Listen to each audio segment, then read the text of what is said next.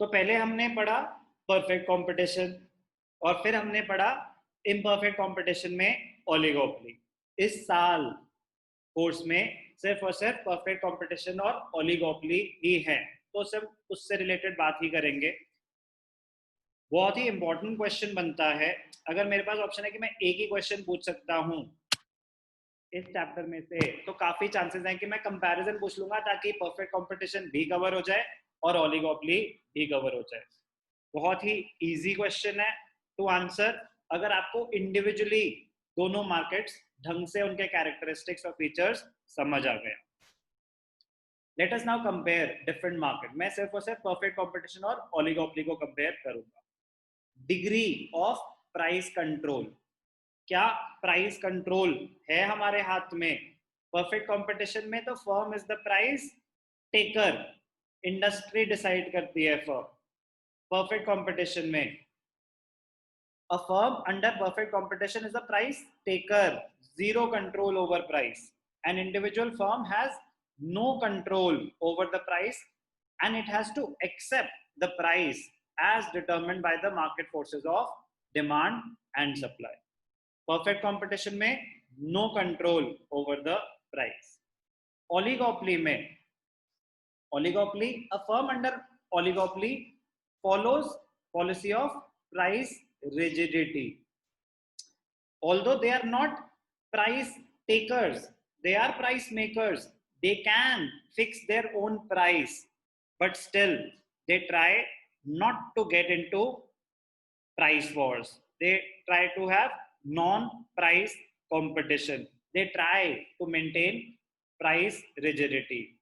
Although the firm can influence the prices, but it prefers to stick to its prices so as to avoid price war. So perfect competition, no control over the price. Oligopoly, they have the control over the price. They can influence the price, but they try to maintain price rigidity to avoid price wars. Nature of demand curve, perfect competition में तो हमने करा था it is a straight line, perfectly elastic.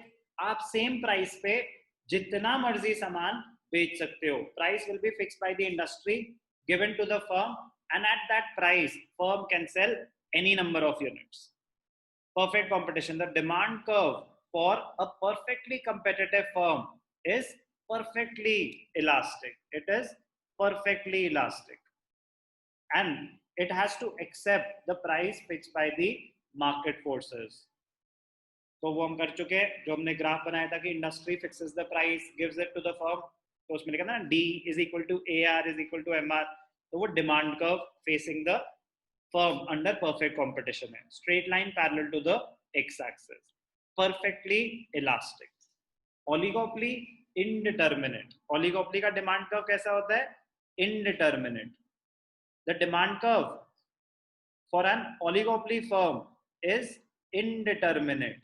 It cannot be determined. It cannot be drawn accurately, as exact behavior pattern of a producer cannot be ascertained with certainty. You can't be sure of the behavior of your rival firms. Indeterminate demand curve. Influence on activities of other firms, मतलब आपकी जो decisions हैं क्या वो influence करती हैं activities of other firms को, या आप इन्फ्लुएंस होते हैं कि एक्टिविटीज ऑफ अदर फर्म्स से? तो interdependence. Perfect competition, each firm is so small, insignificant market share that its behavior has no influence. It has no influence on the decisions of other firms operating in the market. कह रहा है आपने जो करना है करो, आपके जैसे हजारों लाखों करोड़ों है यहाँ पे.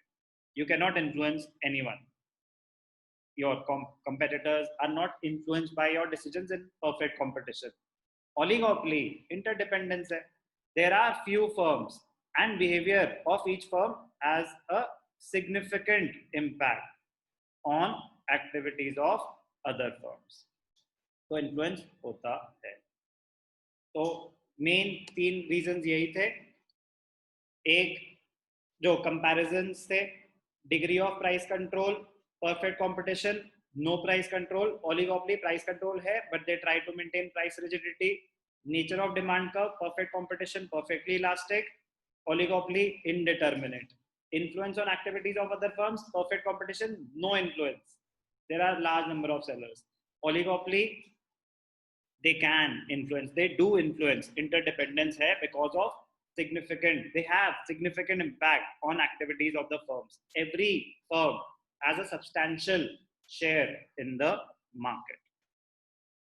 तो डिफरेंस करने और भी मतलब पॉइंट्स हैं, number of sellers, overall comparison करेंगे, वो तो हो गए टेक्निकल पॉइंट्स, अब overall comparison, number of sellers, perfect competition, very large number of sellers, oligopoly, few big sellers, nature of product, perfect competition में होमोजीनियस है, ओलिगोपोली में होमोजीनियस भी हो सकता है, परफेक्ट ओलिगोपोली में डिफरेंशिएटेड प्रोडक्ट्स भी हो सकते हैं, इम्परफेक्ट या डिफरेंशिएटेड ओलिगोपोली में. Entry and exit of firms, freedom of entry and exit is there in perfect competition. Oligopoly restrictions हैं, barriers हैं entry and exit पे.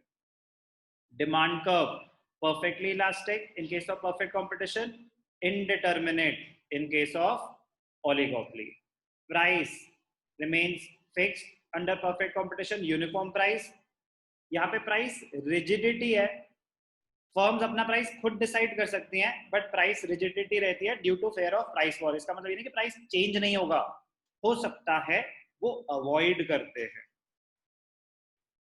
परफेक्ट कंपटीशन में firm is the price taker, oligopoly में firm is the price maker. तो ये price taker है, although price maker है, but they try to avoid, so they maintain price rigidity. Selling cost, perfect competition में no selling cost, oligopoly में huge selling cost, non price competition की वजह से. Level of knowledge, perfect competition में perfect knowledge है, oligopoly में imperfect knowledge है. आपको ठीक से नहीं पता प्रोडक्ट के बारे में, उतनी डिटेल के बारे में जितना perfect competition में assume किया जाता है कि पता होगा. तो बहुत ही इंपॉर्टेंट क्वेश्चन बन सकता है comparison between perfect competition and oligopoly. But ये तब करना चाहिए जब आप परफेक्ट कंपटीशन और ओलिगोपोली ढंग से डिटेल में कर चुके. Chapter over.